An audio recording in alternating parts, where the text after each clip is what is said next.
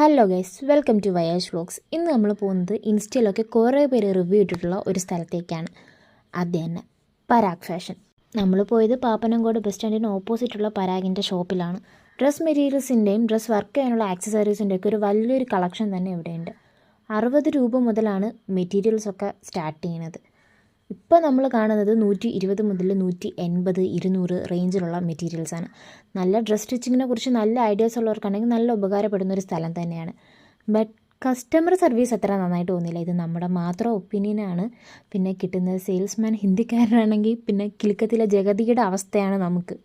ഈ മർദായോടെ എങ്ങനെ പറഞ്ഞ് മനസ്സിലാക്കാനാണ് നമ്മൾ.